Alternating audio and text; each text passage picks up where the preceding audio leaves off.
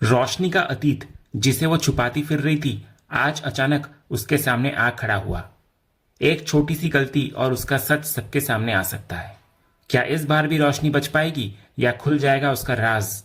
चलिए देखते हैं आज के एपिसोड में क्या बड़ा खुलासा होने वाला है।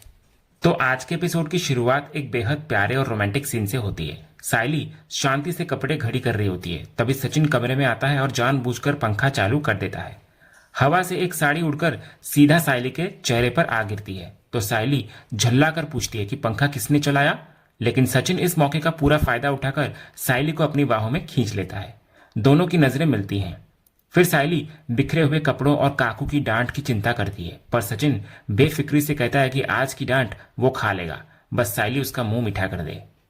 इसके बाद साइली प्यार से शिकायत करती है कि सचिन को कुछ समझाना नामुमकिन है, लेकिन सचिन के सिर पर तो मस्ती सवार होता है। वो एक चुन्नी साइली के सिर पर डालता है और मुस्कुराते हुए खुद भी उसी चुन्नी के अंदर घुस जाता है। तो साइली शर्मा कर दूर हटती है और अचानक खुशी से डांस करने लगती है। सचिन भी इधर चुन्नी ओढ़े ओढ़े उसके साथ झूमने लगता है। फिर दोनों सारी टेंशन भूलकर मजे से डांस करते हैं। तो अपनी मस्ती में सचिन सारे कपड़े हवा में उछलकर बिखेर देता है और साइली को खींचकर अपनी गोद में बिठा लेता है। दोनों के बीच एक बहुत ही खूबसूरत और रोमांटिक पल बन जाता है। लेकिन उनके इस हसीन और रोमांटिक पल में अचानक दरवाजे की घंटी बजती है। साइली के कहने पर जब सचिन जाकर दरवाजा खोलता है तो सामने अनंत और शिखा खड़े होते हैं। सचिन पूरे सम्मान के साथ दोनों को अंदर बुलाकर बिठाता है। तभी हॉल में तेजस और रोशनी भी आते हैं। शिखा को वहां देखकर दोनों बुरी तरह हैरान नजर आते हैं। तेजस के पूछने पर शिखा बताती है कि वे दोनों शादी कर रहे हैं और पर्सनली वेडिंग कार्ड देने आए हैं। तो तेजस अपना झूठा गुरूर दिखाते हुए कहता है कि वो अपने काम में बहुत बिजी था, लेकिन उसे अच्छा लगा कि शिखा खास तौर पर उसको बुलाने आई है। तो तेजस की इस गलतफहमी को अनंत तुरंत तोड़ देता है। अनंत साफ कहता है कि तेजस का कार्ड तो वे रोशनी को दे चुके हैं और वे तो यहाँ खास तौर पर सिर्फ सचिन भाऊ और साइली बहनी को निमंत्रण देने आए हैं। तो इधर अनंत की बात सुनकर तेजस का मुंह पूरी तरह उतर जाता है और वो चुपचाप से बैठ जाता है। सचिन इस मौके पर मजे लेते हुए उसको तंज कसता है कि अगर उसका सदमा खत्म हो गया हो तो वो साइड हट जाए। तो अपनी इस भारी इंसल्ट से तिलमिलाया तेजस बिना कुछ कहे चुपचाप वहां से अपने शोरूम के लिए निकल जाता है। इसके बाद साइली सबके लिए नाश्ता लेकर आती है। तभी अनंत पूरी इज्जत के साथ सचिन को शादी का कार्ड सौंपता है और कहता है कि उन दोनों को ही शादी के सारे इंतजाम देखने हैं, इसलिए उनको समय पर आना होगा।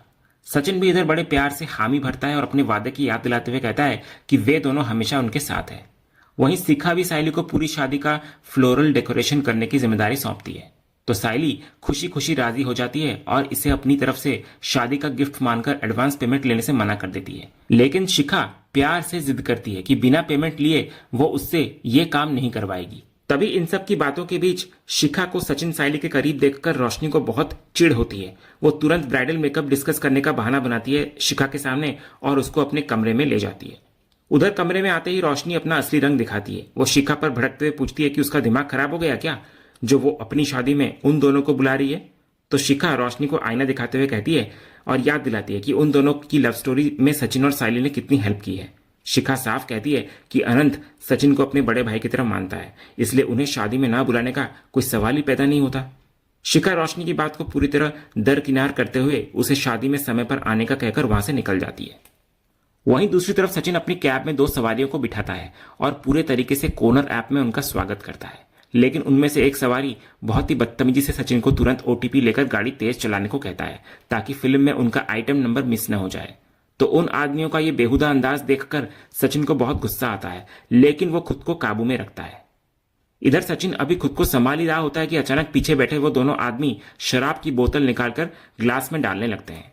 तभी सचिन उनको गाड़ी में शराब पीने से रोकता है, लेकिन वे उसकी एक नहीं सुनते और जल्दी चलने का हुक्म देते हैं।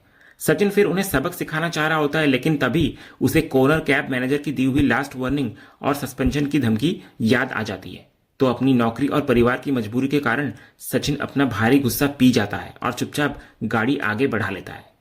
उधर रास्ते में सचिन उन्हें फिर से शराफत से समझाता है कि गाड़ी में दारू पीना मना है, लेकिन वो शराबी उल्टा उसे भी पीने का ऑफर देते हैं और मजाक उड़ाते हैं कि उसे सिर्फ गाड़ी चलाने के पैसे मिले हैं, इसलिए वो दखल न दे। इसके बाद शराबी बदबू कम करने के लिए खिड़की खोल लेते हैं। तभी उनमें से एक को उल्टी जैसा लगता है तो दूसरा उसे पान खिला देता है। अचानक वो आदमी खिड़की के बाहर पीक थूकता है और कुछ छींटे सचिन की प्यारी गाड़ी के अंदर गिर जाते हैं। अपनी जान से प्यारी गाड़ी को गंदा होते देख सचिन के सब्र का बांध टूट जाता है। वो फौरन ब्रेक मारता है और गुस्से में उबलते हुए दोनों को गाड़ी से बाहर निकलने का हुक्म देता है। जब वो शराबी हंसते हैं तो सचिन कहने लगता है कि ये गाड़ी उसकी जानेमन और उसकी रोजी रोटी है, कोई शराब खाना नहीं। वो साफ ऐलान कर देता है कि अब यहां से उसकी गाड़ी 1 इंच भी आगे नहीं बढ़ेगी। इधर सचिन के मना करने पर वो शराबी यात्री अपना रौब झाड़ते हुए कहता है कि उसे तो बस पैसे मिलने से मतलब होना चाहिए। लेकिन सचिन साफ शब्दों में उनके पैसे को ठुकराता हुआ नजर आता है और उन्हें दूसरी कैब बुक करके जाने को कहता है।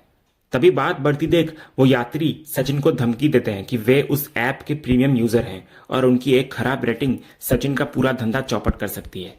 तो अपनी आजीविका छीनने के इस डर से सचिन को मजबूरन उनके आगे झुकना पड़ता है। वो उन्हें छोड़ने के लिए मान जाता है, लेकिन उनसे अपनी प्यारी गाड़ी को गंदा न करने की मिन्नतें करता है। सचिन को झुकता देखकर यात्री उसका मजाक उड़ाते हैं। इधर अंदर ही अंदर सचिन का खून खौल रहा होता है। वो कहता है कि वो चाहता तो उनकी हड्डी पसली एक कर देता, लेकिन कंपनी की आखिरी वार्निंग और लाइसेंस कैंसिल होने के डर ने उसके हाथ बांध रखे हैं। वहीं दूसरी तरफ कोनर ऐप का मैनेजर अपने कर्मचारी से सचिन के खिलाफ नई कंप्लेंट के बारे में पूछता है कि कोई नई कंप्लेंट आई क्या सचिन के बारे में। जब उसे पता चलता है कि सचिन ने कोई राइड कैंसिल नहीं की है और वो सबसे ज्यादा सवारियां ले रहा है तो मैनेजर की परेशानी और बढ़ जाती है। मैनेजर फिर अपनी चाल को साफ करते हुए कहता है कि सचिन कोई आम ड्राइवर नहीं है, वो बहुत तेज है और कंपनी के सिस्टम और इंसेंटिव को लेकर खतरनाक सवाल पूछता है। मैनेजर को डर होता है कि सचिन की देखा देखी बाकी ड्राइवर्स भी बगावत कर सकते हैं। तो सचिन को जड़ से उखाड़ फेंकने के लिए मैनेजर अपने आदमी को आदेश देता है कि सचिन पर बैक टू बैक राइड्स का इतना भारी प्रेशर डाल दो कि वो थक हार कर खुद ही नौकरी छोड़ दे या कोई ऐसी बड़ी गलती कर बैठे जिससे उसका पत्ता हमेशा के लिए साफ हो जाए। उधर दूसरी तरफ उन बदतमीज सवारियों को छोड़ने के बाद सचिन अपनी गाड़ी को साफ करते हुए उससे बेहद भावुक होकर माफी मांगता है। वो अपनी जानेमन गाड़ी से कहता है कि उसे ये सब सिर्फ इसलिए बर्दाश्त करना पड़ा क्योंकि उस पर पेनल्टी लगी है और कोई भी गड़बड़ होने पर उसका लाइसेंस रद्द हो सकता है। वहीं दूसरी तरफ रोशनी शिखा की शादी के लिए तैयार होकर निकलने ही वाली होती है कि अचानक उसकी आई सुप्रिया का फोन आ जाता है।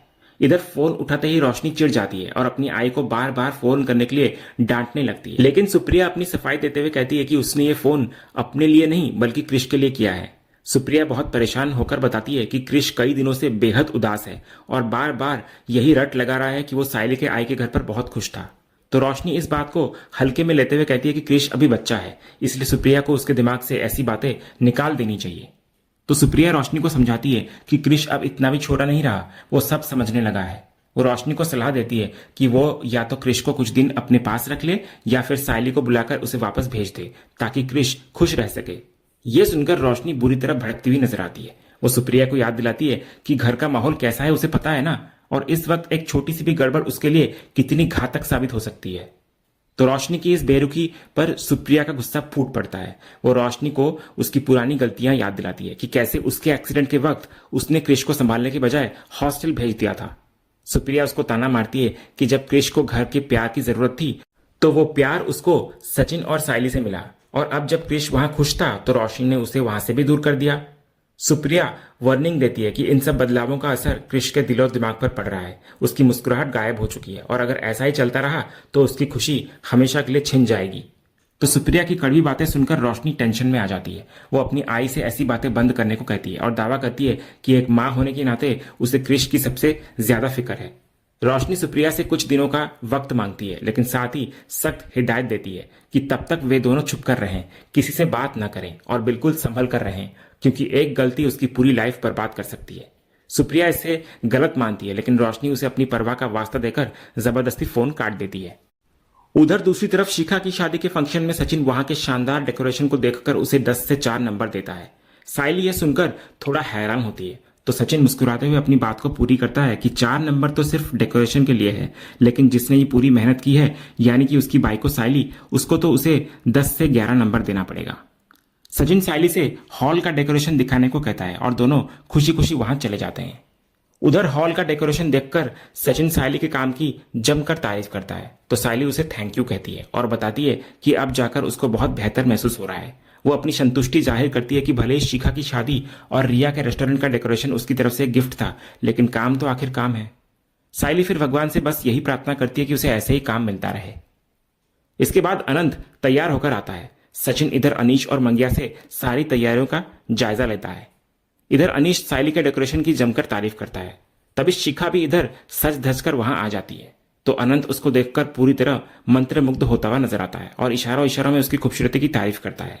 इसके बाद सभी मिलकर फोटो क्लिक करवाने लगते हैं। तभी तेजस भी रोशनी के साथ आ धमकता है और कहता है कि उनके बिना फोटो क्यों खींची जा रही है।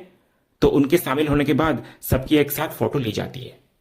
फिर फोटो खिंचवाने के बाद तुरंत तेजस का ध्यान खाने पर जाता है और वो वहां से फूड स्टॉल की तरफ निकल जाता है। तभी सचिन मजे लेते हुए मंगिया को तेजस पर नजर रखने को कहता है कि कहीं वो मेहमानों का खाना न चट कर जाए। उधर रोशनी शिखा की खूबसूरती की तारीफ कर रही होती है, लेकिन शिखा रोशनी के चेहरे पर परेशानी पड़ लेती है। तो रोशनी बात को टालते हुए कहती है कि भले ही वे सगी बहनें नहीं है, लेकिन खून के रिश्तों से बढ़कर है। फिर रोशनी अपनी परेशानी छिपाते हुए शिखा को अपने खास दिन को एंजॉय करने की नसीहत देती है। तभी फंक्शन में एक अनजान औरत आती है और दूर से रोशनी को देखकर हैरान नजर आती है। वो अपने पति से कहती है, ये तो कल्याणी है ना। लेकिन जब उसका पति मुड़कर देखता है तब तक रोशनी वहां से जा चुकी होती है। वहीं दूसरी तरफ भीड़ में रोशनी भी सतीश के काका काकी यानी कि वही औरत और आदमी को देख लेती है और उसके होश उड़ जाते हैं। रोशनी तुरंत अपना मुंह फेर लेती है और खौफ में सोचती है कि सतीश को मरे हुए 8 साल हो चुके हैं, लेकिन फिर भी उसका अतीत उसका पीछा क्यों नहीं छोड़ रहा। रोशनी को डर सताने लगता है कि अगर उन्होंने उसे पहचान लिया तो उसका सारा झूठ बेनकाब हो जाएगा।